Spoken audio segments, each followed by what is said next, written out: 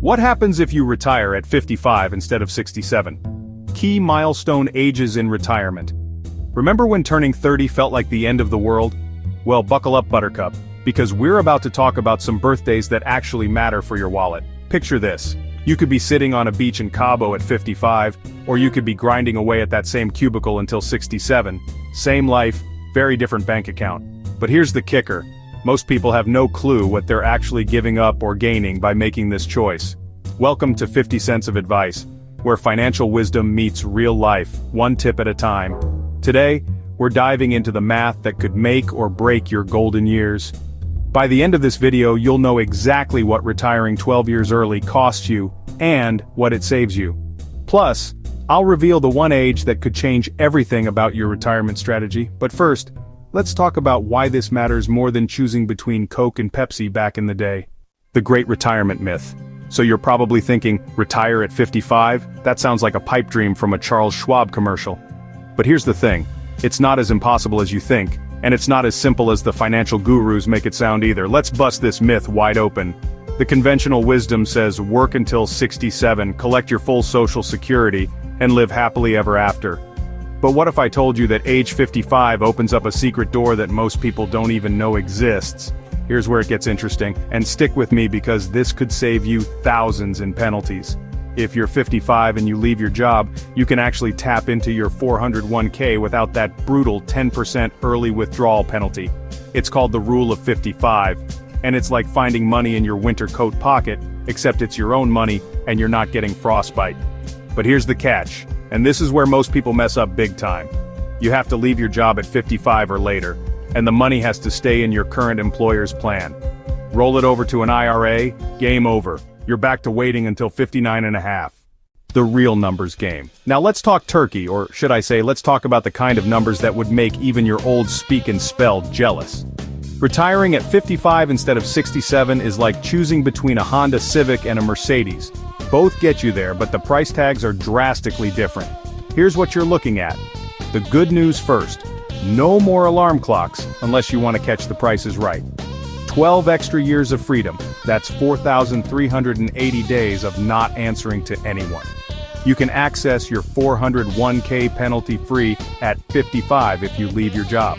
Your stress level drops faster than a Nokia phone in 1999. But here's where it gets tricky, and this is the part your financial advisor might not emphasize enough.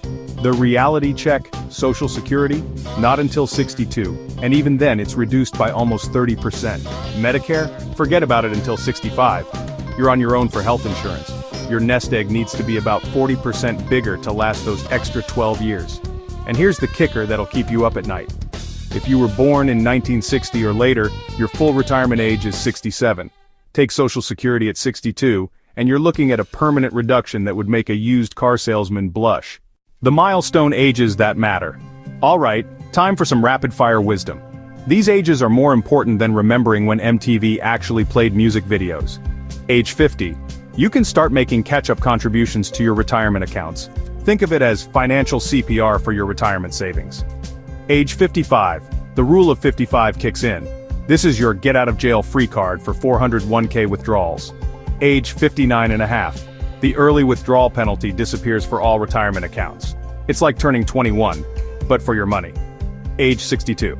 You can collect Social Security, but it's the equivalent of ordering a Big Mac and getting a Happy Meal.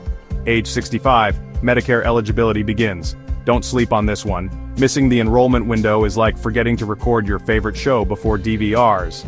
Age 67. Full retirement age for most of us. This is when Social Security pays out like a slot machine in Vegas, if slot machines actually paid out. But wait, there's more. At age 70, your Social Security benefits max out. You could see an increase of 24% to 32% compared to your full retirement age benefit. That's like getting a raise for doing absolutely nothing. The trade-offs nobody talks about. Here's where we separate the dreamers from the planners. Retiring at 55 isn't just about having enough money. It's about having enough of the right kind of money.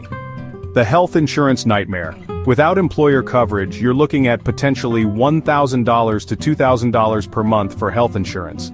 That's like buying a used car every year, except the car is invisible, and you're praying you never have to use it. The Social Security squeeze. Every year you don't work between the ages of 55 and 67, is considered a year of zero earnings in your Social Security calculation. Since they use your highest 35 years of earnings, those zeros can hurt more than stepping on a Lego barefoot. The pension problem. If you're lucky enough to have a pension, and let's face it, that's rarer than finding a payphone these days, leaving early often means reduced benefits. Some pensions don't even start until 60 or 62. But here's the flip side, and this might surprise you. Some people actually come out ahead by retiring early. How? They avoid the stress-related health costs, they can relocate to lower-cost areas, and they might even start a small business or side hustle. The action plan. Okay, enough theory, let's get practical. Here's your roadmap. Step 1. Run the numbers. Calculate what you'll need for those 12 extra years. A good rule of thumb? Take your expected annual expenses and multiply by 15 to account for inflation and safety margin. Step 2. Map your income sources. 401k and IRAs. Remember the rule of 55.